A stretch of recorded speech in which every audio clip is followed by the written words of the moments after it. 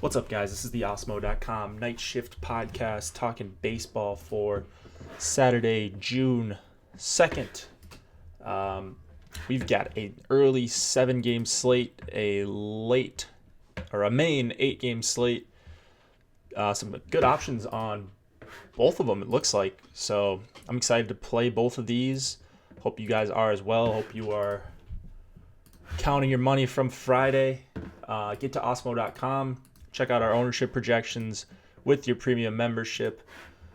You also get access to the MLB rankings, interviews with Osmo himself, a lot of useful information. We're just pumping out content, free and premium. So it's been fun. Hope you guys have had a good couple months. If not, now might be time to join and get premium and get to know the boss, Osmo. So let's get into this. We'll start with the early slate, of course, Milwaukee and the Chicago White Sox. Jhoulys Chacin going up against James Shields. Chacin has just been pretty awful against lefties this year. Almost a 180 whip, 40% hard contact. He really doesn't strike them out much. He's much better against righties, so I think he's going to see 6 or 7 lefties probably in this White Sox lineup if they keep it pretty consistent. I like Moncada and Palka, Sanchez in the 2-hole. The White Sox, I could get to a pretty cheap stack with these top 4. So I like targeting against Chacin. The Brewers should be popular. I mean, Shields has done a good job against lefties this year, limiting quality contact. So I'm not as high on Yelich and Shaw as maybe I would be a few weeks ago. But, I mean, I'm not all that high on the Brewers' bats here in general. The weather is, we've got the wind blowing in from left, it looks like. 70 degrees is fine. I mean, pretty neutral weather there. I mean, I wouldn't mind targeting against Shields, but I don't think I'm just full-on stacking against him. He's actually been pretty decent at missing bats this year. Oakland and Kansas City, Trevor Cahill going up against Jason Hammel. Cahill is 10-2 on DraftKings. And, I mean, I kind of get it. His velocity was up in his last start. It was encouraging after the skip start a few weeks ago. I think he's just a really good pitcher. And, while I don't like the matchup against Kansas City or really the price, I think that he could get enough strikeouts here against them to pay off the salary. And Kansas City doesn't have a ton of power either. The weather is concerning, 84 degrees, and wind blowing out. So, I mean, even if the strikeouts aren't there, I think that he's good enough where he can go deep against this team. Maybe he only gets you a few strikeouts, but man, I don't know what I'm gonna do with Cahill. If he was priced down much more, it'd be super super easy. But at this price, it's a little bit tougher for me to recommend going all in on him. Jason Hammel is one of my favorite pitchers to pick on, especially with lefties. He's been just dreadful against lefties, and I expect that to continue. He's not that great against righties either, so the A's are one of my favorite stacks on this early slate. I love Lowry, Olsen, Davis, Joyce, Chapman, all like your usual suspects for the A's. Marcus Semien, I don't know if he'll be in the lineup for this game, but if he is, he will slide right in there for my Oakland stacks. Almost a 5-run total, and yeah, I just think Hammel is not any good anymore, and I'll be targeting a lot of A's against him. Pittsburgh and St. Louis, Chad Kuhl against Luke Weaver. Chad Kuhl he's just really an average pitcher for me. It comes up as average in all my models and stuff, but I'm probably not playing him here. 6,200, and he's going to get a bunch of righties. I get the appeal, but I'm never really looking to put my eggs in the Kuhl basket. I like Carpenter and Dexter Fowler against him. I don't really like the stack all that much for St. Louis. 5-run total and 90 degrees, but wind blowing in. It looks like obviously a long time away from game time as I'm recording this, but Fowler and Carpenter are the two guys I want to target heavily. Not as much with the righties. I mean, Tommy Pham's just been hitting everything hard. I've talked about him a few days straight, so I don't mind Pham, but don't know if I'm rolling out the full Cardinals stack. Weaver going for St. Louis. I actually don't have an issue with him here, 7,900. He's missing a lot more bats lately, and that was my beef with him earlier in the season. I'm a sucker for these swinging strikes and these chases and all this stuff, whiffs. So I love those stats. I love when the pitchers have those, and he's got a pretty decent price tag. The matchup's not perfect against the Pirates, who have a lot of lefties in the middle of that order with Bell, Dickerson, Moran, Polanco. But I do have a little bit of confidence in Weaver here for 7,900. So that's the kind of price point I want to play him at. So I'll have some Weaver teams for sure. I'm not all that interested in the Pirates bats either. So that's another big reason why I like Weaver. Yankees, Orioles, we got some weather concerns in this game, but Masahiro Tanaka against Kevin Gausman. Talked about this last night, and then it was obviously rained out. Or I thought it was going to be Tanaka and Gausman, I think. Anyways, Tanaka's got some of the highest upside on this slate. He's going to get a bunch of Baltimore righties, and if Tanaka's got his splitter working, that's one of the hardest pitches to hit in the league from anyone. So I'm hoping he's got it working. I love Tanaka for 9,500. He's kind of the reason why I would be off of Cahill. Not that I'm off of Cahill, but if the weather looks okay here for Tanaka, I think he'll probably be my second favorite pitcher on the slate. Not my favorite, but my two favorites both have weather concerns, him and Bauer. So really like Tanaka, not going with the bats against him. Just keep an eye on that weather. It is a pretty risky spot for him for a number of reasons, but the weather being the biggest.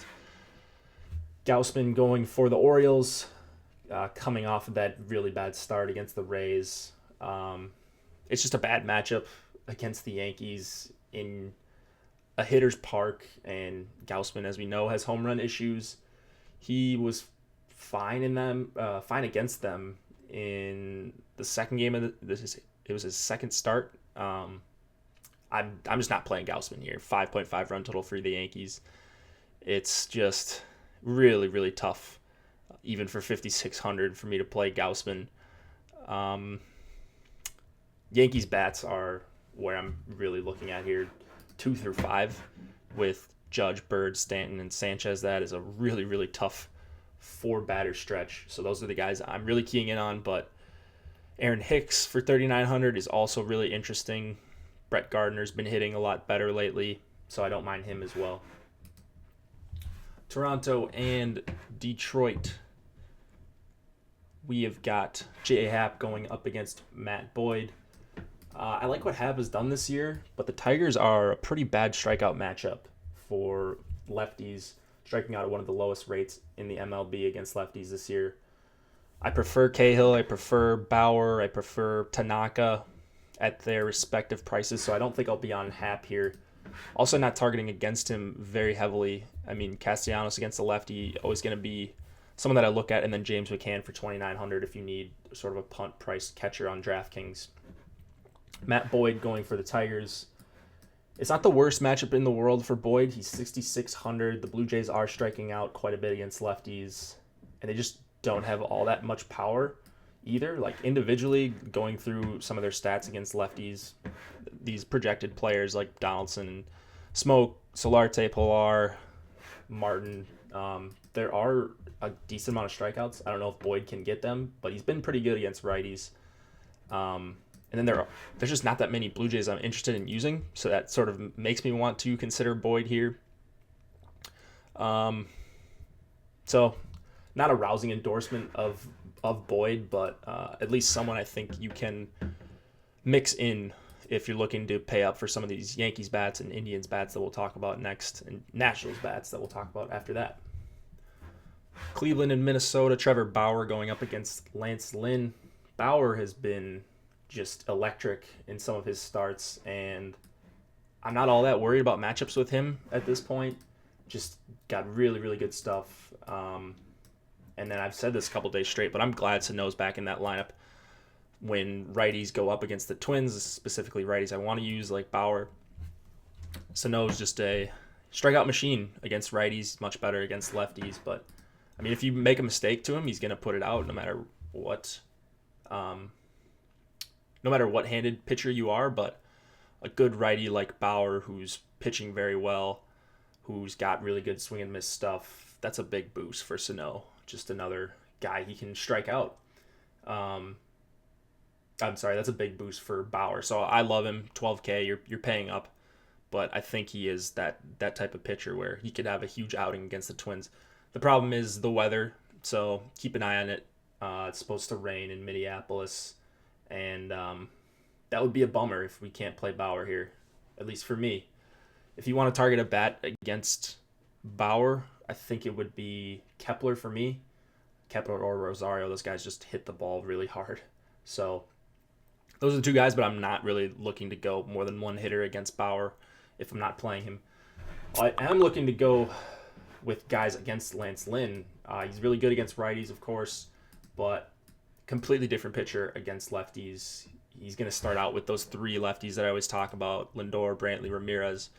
Then you get Yonder Alonso, Melky Cabrera, Kipnis, Zimmer at the bottom of that lineup.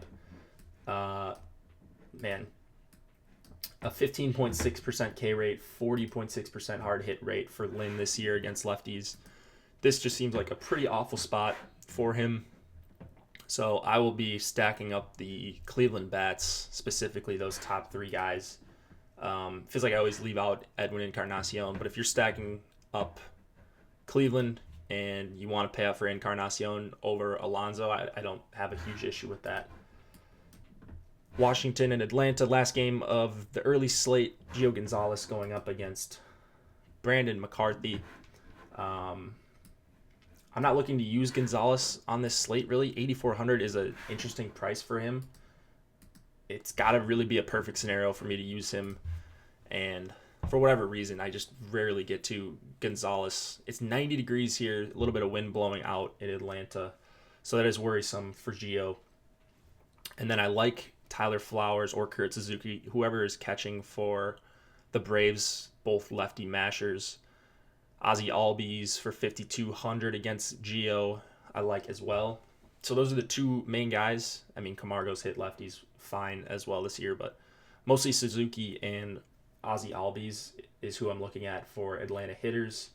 And then I'm not really looking at Freeman and Markakis all that much. I don't think I want a full stack against Gio just because he's been really, really good against lefties. So that worries me for Markakis and Freeman's sake. McCarthy does not worry me. 6.7% swinging strike rate, doesn't get chases. 160th out of 167 qualified pitchers in whiffs per swing in the month of May for McCarthy.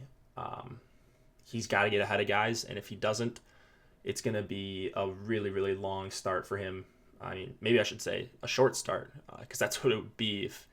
If he's not getting ahead of the Nationals hitters, he's going to get pounded here. At least that's how I see it going. So, obviously, Bryce Harper, just a phenomenal play. I love Matt Adams. I love Soto. Rendon is a guy I'm always willing to throw in a Nationals stack. And then Turner, just that speed up at the top. So the top five for the Nationals are a really, really awesome stack. Just one of my favorites on the slate. Them, Indians, the Yankees, and the A's is where I'm mostly stacking. Sort of off the Brewers on that early slate. All right, main slate. We'll go through it very quickly. We'll have a bunch of content out for this. We'll start with Boston and Houston. David Price going up against Justin Verlander. I'm not really interested in Price even at his price, 6,800. Just too many Houston bats. I think the bats are waking up in Houston. I don't really mind a stack against them. It's a low run total of only 4.3, so a lot of respect for Price by Vegas. But anytime you can get a low-owned Astros stack, that's going to be something that I want to at least entertain. Verlander's pretty much matchup proof at this point. He's super expensive in a tough matchup, and he's not going to be anywhere close to chalk, I don't think, in this slate. So I'm not avoiding him because of the matchup. I'm sure I'm going to end up with some Verlander, but just a really tough matchup against the Red Sox, especially if Mookie Betts is back. Chicago and New York Mets. Mike Montgomery going up against Jacob deGrom. Montgomery is a lefty going up against the Mets, so that is automatically on my radar. He had a nice start against the Pirates, 76 pitches, 5 innings. I think he had 5 strikeouts. If he can go 85 pitches here, then I love Montgomery, actually. 7,300. Yeah, I mean, give me some Montgomery against these Mets. Like, they've just been so bad against lefties. One of the worst WRC pluses in the MLB, and that's not everything, but they rank in the bottom 5 or so in ISO, on base percentage, all the important stuff. DeGrom is getting a nice price here, 11.5. I prefer him over Verlander, but I think that'll be a pretty popular opinion just because of the discount, and the Cubs are a better matchup than the Red Sox for a righty. I like one other guy that's lower priced than DeGrom, still in the double-digit price range, but no issue with DeGrom here. Not really looking at bats in this game. Dodgers and Rockies. We've got a pretty low total here for a Coors game with Walker Buehler and German Marquez. Oh, it's actually bumped up since the last time I saw it. So maybe not that low of a total. Buehler is a pretty big favorite. He throws a sinker, he throws a curve, and those pitches rarely translate well in Coors. We know he's a good price. I don't really think I can consider him at 6,400, even though I'm not all that scared of targeting pitchers in Coors at the right price and in the right matchup, but it's just hard to consider him in Coors on the road, first time pitching in Coors and all that. So I like the Colorado lefties, Blackmon, Dahl, Parra. Arenado's fine as well, but I'm not super high on the Rockies stack, under 5 total in Coors, and I kind of agree with Vegas on this. Against Marquez, I'm probably targeting the lefties as well.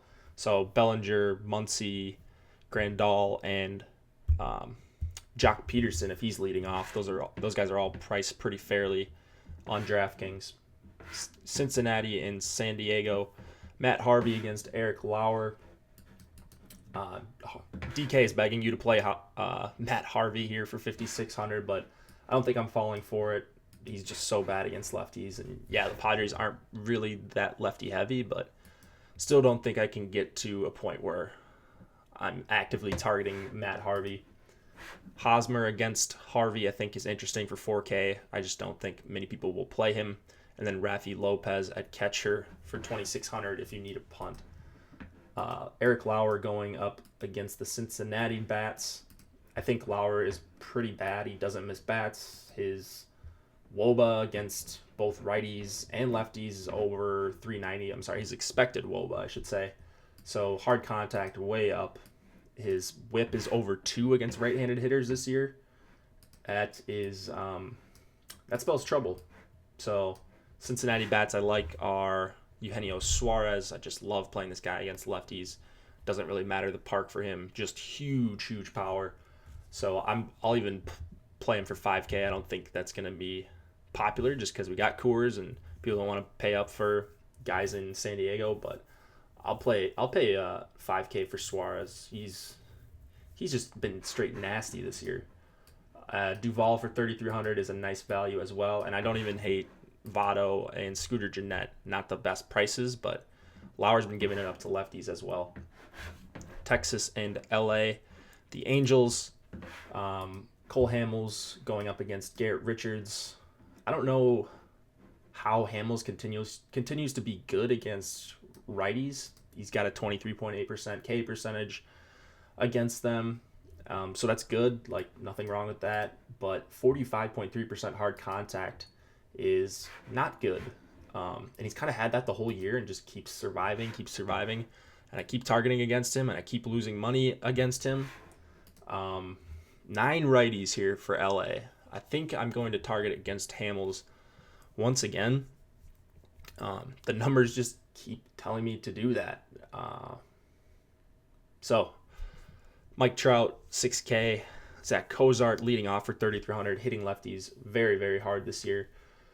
I like Upton. I like Andrelton Simmons. So, once again, I will lose all my money playing hitters against Cole Hamels. Garrett Richards going for LA. This is another place you can lose your money. $7,100. It's a lineup he can dominate. The Rangers are just such good stuff. You never really know if he's going to have it or if he's going to have his blow-up inning. That's always the thing with Richards. He can look great for 3-4 innings, and then fifth inning comes around and he gives up 4 walks, and it's just frustrating to watch Richards. So I would assume he's going to be heavily owned here, which also worries me for him. At 7,100, just everybody knows he's got good stuff, and the Rangers can certainly be had and will strike out a lot. If you're targeting against Richards, I think Beltre and Mazzara and Chu, so 2, 3, 4, make for a nice mini stack against him. Philadelphia and San Francisco, Vince Velasquez against Andrew Suarez. Velasquez is 9,400. I actually like him in this park against the Giants. They've got a 25% K rate against righties on the season. And then Velasquez is also doing a good job with his quality of contact, not giving up a lot of hard hits. So for 9,400, I think he'll be a pretty contrarian option. But it's a great park, and he's got a lot of K upside here. I'm not a huge fan of Suarez. He's another guy that doesn't miss bats, and then he gets crushed by right-handed hitters. Almost 50% hard contact, exit velocity over 90 miles on average against them on the year. I wish Rhys Hoskins was in the lineup. I think I said that a couple of days ago too. But Altherr and Santana, both hitting lefties exceptionally hard, over 43% hard contact, according to Fangraphs for both of them against lefties on the season. And then Altherr, almost a 230 ISO against lefties as well. And he's 2,900 on DraftKings. Like, I don't care about the park. Doubles work here as well. Tampa Bay and Seattle. Chris Archer against Marco Gonzalez. Archer, so there's not a lot of strikeouts in this order for the Mariners, but I will say he may see 5, 6, maybe even 7 righties. So in that scenario, I would like to play him for 8,500. He's striking out righties nearly 40% of the time, 17% of the time against lefties. So big strikeout splits for Archer this year. For 8,500, if we get a good Mariners lineup, I don't mind playing Archer, but I'm assuming they're going to have a handful of lefties in there, so that worries me for Archer. I like Seager against him, and then Haniger is just a really, really solid hitter this year. 250 ISO against right-handed pitching this year. So Haniger, Seager, you can throw in Nelson Cruz if you'd like. Marco Gonzalez is a guy I won't be using for 6,000. I wonder if he'll be owned just because he's a favorite and he's 6,000 and at home, but I'm not going to be using him. I actually really like Cron and Wilson Ramos against Marco Gonzalez, so hoping he's actually pretty chalky. Last game of the night, Miami and Arizona. Caleb Smith going up against Zach Greinke. No hitters for me in this game. Maybe Paul Goldschmidt. The Diamondbacks are better against left-handed pitching than right-handed pitching, of course. So they do still strike out a lot, though. So for Smith, he's a good pitcher. He's got the stuff to shut them down. But I don't think I'm all in on him for this price. If he was priced lower, then I would be getting a bunch of exposure to Smith. But I'm not just like blindly targeting the Diamondbacks with Smith tonight. Greinke is top 15 in whiffs per swing this month. He's got an awesome matchup against the Marlins. They just got shut down by Jordan Lyles, and I'm expecting a big start out of Zach Greinke for 10-7. Hopefully that roof is closed because it's going to be 100 degrees in Arizona, but you're going to pay for him in ownership. I mean, 10-7 against the Marlins at home. Sign me up for some Zach Greinke. All right, that's going to do it. We talked both slates on the night shift for Saturday, June 2nd. Hope this got you started with your research. Check out Awesemo.com. We'll have content for the main slate. We'll have ownership projections and rankings for the early slate. Good luck, guys.